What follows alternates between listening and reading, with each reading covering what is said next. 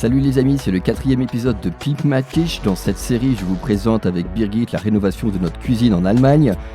Dans les épisodes précédents, nous avons vu la cuisine existante, la dépose des meubles, la casse de 2 murs, la plomberie, la pose de l'IPN, la niche de lecture. Et dans l'épisode actuel, nous allons voir ensemble Birgit qui enlève le papier peint, le choix du carrelage, la pose des fenêtres, l'enduit du mur. Et cet épisode est certainement un des plus longs et assez techniques.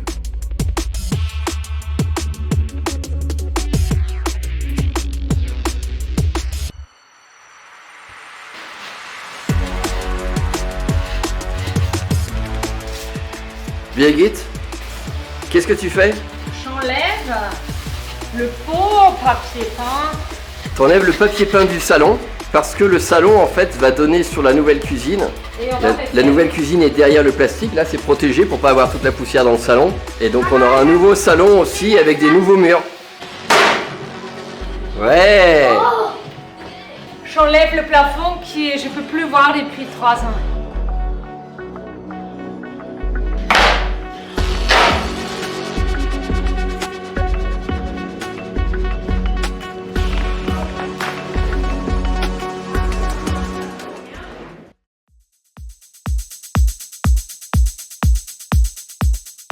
Birgit, qu'est-ce qu'on fait aujourd'hui? On choisit du carrelage pour la cuisine, les toilettes.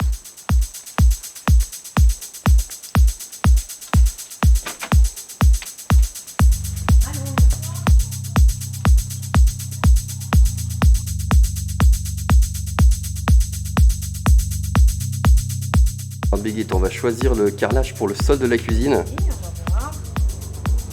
Qu'est-ce qu'il y a de beau? Imitation de bois, mais ça, pas. Parce que tout hell, trop clair. Ça c'est un peu clair, ouais.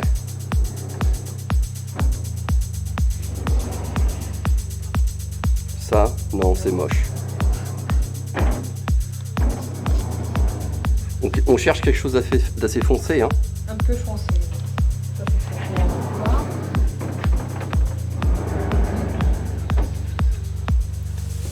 Voilà, ça m'a l'air pas mal. C'est pas mal ça? Ouais.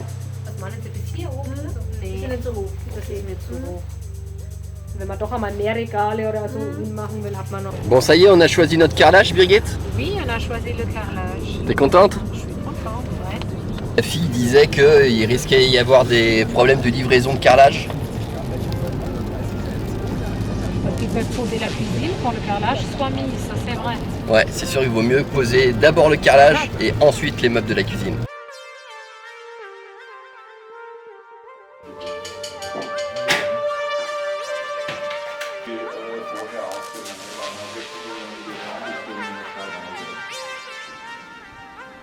Alors voilà, les fenêtres ont commencé à être déposées et là il y a les nouvelles fenêtres.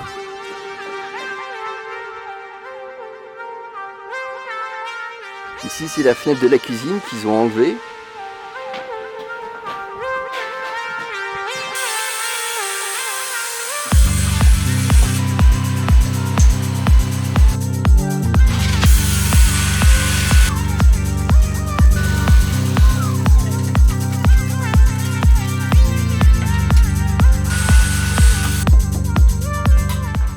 Bon alors la première journée de pose de fenêtre est terminée, cette fenêtre n'est toujours pas faite. Ils ont fait la fenêtre principale de la cuisine. Donc on a double battant en partie haute avec une partie fixe tout en bas, parce qu'en fait ça va aller sur le plan de travail. Donc moi ce que je voulais c'est pas que en ouvrant en fait on puisse pousser tout le plan de travail. Donc l'idée c'est qu'on a la partie tout en bas ici qui est fixe, comme ça on peut ouvrir le battant sans taper sur le plan de travail. Chose importante à noter, il y a encore du jour. Si on peut voir, ici c'est pas évident. Ouais, on voit le jour. Et je leur ai demandé, ils m'ont dit qu'ils ont posé quelque chose qui se développe avec la chaleur, une sorte d'éponge aérienne. Donc on verra après si ça se développe bien. Mais l'idée c'est que la petite bande qui est à l'intérieur va s'élargir de 1 ou 2 cm. Bon alors c'est la deuxième journée de pose de fenêtre. On est le 1er mars, il fait froid dehors. Non seulement elles sont triple vitrage, mais en plus elles sont double face en termes de couleur. Donc à l'extérieur c'est gris foncé, comme ça, une sorte de gris anthracite. Et à l'intérieur, c'est blanc.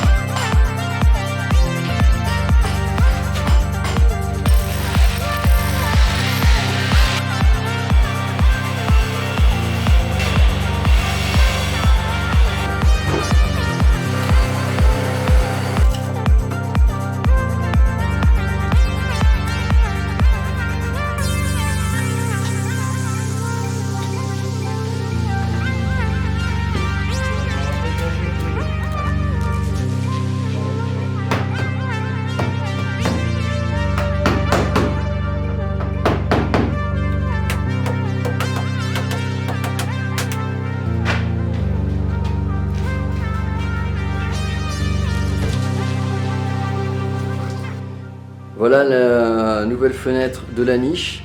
Et pareil, là on voit du jour hein, sur le côté, sur la gauche, vous voyez du jour.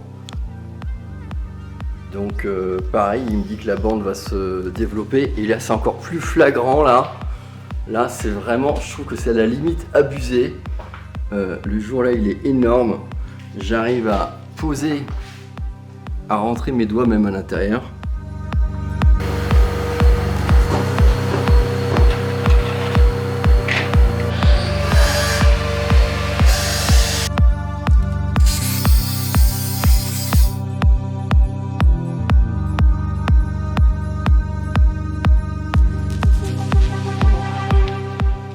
Bon alors pour notre fenêtre là,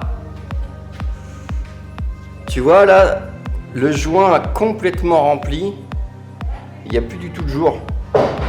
Voilà donc il s'est développé le joint. Par contre là où je suis pas content c'est que le truc là qui s'est énormément développé, on sent l'air hein, qui passe et c'est pratiquement pas isolé acoustiquement. Il doit y avoir juste 2 ou 3 dB d'atténuation. Donc on verra comment ça va être couvert, normalement avec ce qu'ils appellent du pouce ou du crépi ou du mortier. Encore. Là.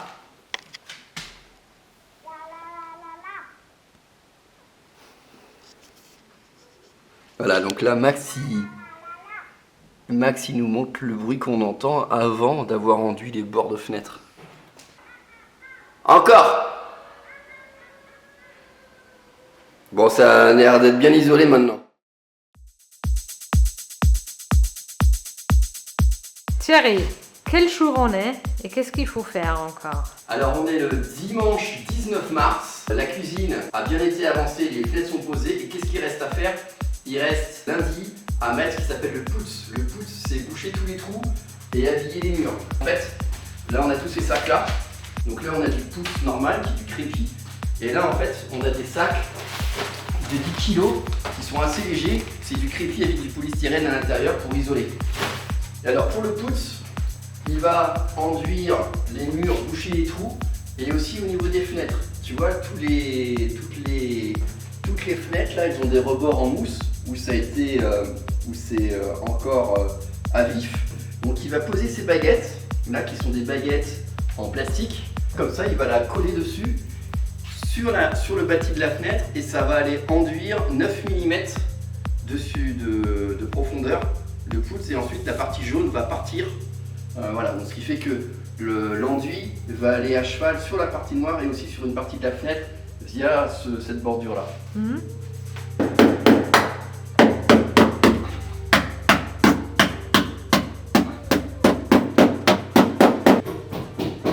Sur chaque fenêtre, il y a la nouvelle petite gouttière qui a été posée à gauche et à droite. Ici, il a mis ses bordures, les cornières, qui vont en alignement avec la gouttière en plastique. Donc là, il a fixé le treillis en fait pour bloquer les tuyaux, pour cacher les tuyaux. Et c'est en train de sécher. Donc on est à la fin de la première journée du pouce. Il a terminé de mettre les barres de fer sur chacun des murs. Là aussi, voilà, pareil, là. Et donc ce qui fait, en fait, ce que j'appelle pouce, ici, Gips, Kalk, Machine Input zum Kletten und Fitzen, de l'enduit de plâtre à projeter, à lisser à l'éponge. Et donc là en fait l'alignement de cette barre correspond à l'alignement de la barre en plastique qui va ensuite remplir, il va ensuite remplir tout cet espace avec le pouce de main. C'est bien ou pas? Oui, c'est très bien ça. Tu me montres qu'est-ce qu'il a fait? Il a mis ici des barres pour qu'on a les jolis points. Il a mis des ajustés d'ailleurs pour nous. Et là pareil. Il a mis les barres de fer, il en a mis une là aussi. Là, voilà. C'est nécessaire là parce qu'on est d'abord. Bah c'est ce que je lui ai dit t'es gentil mais là ta barre c'est un peu débile, ça sert à rien. Donc je lui dis et dans ce cas là il faut que tu me remplisses le niveau là pour que ça soit plat. Et donc demain il va vraiment commencer à enduire les murs. Aujourd'hui c'était plutôt la phase de préparation. Et alors là, sur ce coin de la fenêtre, on a la démonstration du parfait stéréotype de l'ouvrier allemand un peu borné. Depuis le début, je lui explique que quand j'ouvre la porte, je veux maximiser mon angle d'ouverture. Et donc c'est pour ça que j'avais rogné la brique comme ça. Et moi, ce que je m'attendais, c'est que cette barre ici fasse angle et aille comme ça de travers, là sur ça, pour maximiser en fait l'angle d'ouverture. Et l'imbécile, il la pose quand même comme ça, alors que je lui demande de faire comme ça, parce qu'il me dit que sinon il y aura un problème. Je vois pas trop de problème pour pouvoir poser la barre. On peut toujours, dans des situations exceptionnelles, trouver un moyen de trouver une solution. Donc là, il aurait pu mettre la barre là. Et là, en fait, tu vois tout l'espace que je perds par rapport à la porte. Si je veux pouvoir maximiser l'ouverture de la porte, je perds tout ça, fois la distance et de l'angle. Donc là, c'est vraiment la démonstration typique de l'ouvrier allemand. Et c'est pas la première fois que j'ai ça. C'est un ouvrier, je lui dis exactement qu'est-ce que je veux. Il dit que c'est pas possible et il fait quand même comme il veut. Bon alors, verdict, après la première journée d'enduissage des murs, on va voir ensemble ce que notre ouvrier il a fait pour voir si c'est du bon boulot. Et c'est plutôt du boulot pas mal fait. Donc en une journée, en fait, il fait assez rapidement. Il couvre un mur en une première couche en l'espace de 5 ou 10 minutes.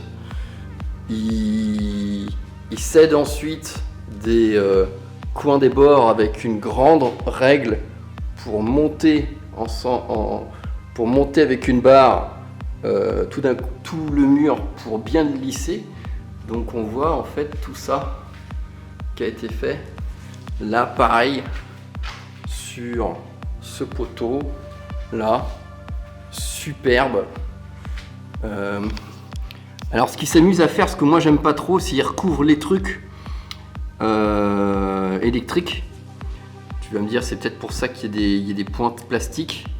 Il m'a recouvert mes sorties d'eau là. J'étais pas trop content, je lui ai demandé de dégager ça et lui ça lui a pas plu de le dégager. Mais voilà, il m'avait complètement bouché tout, il dit qu'il va réouvrir demain.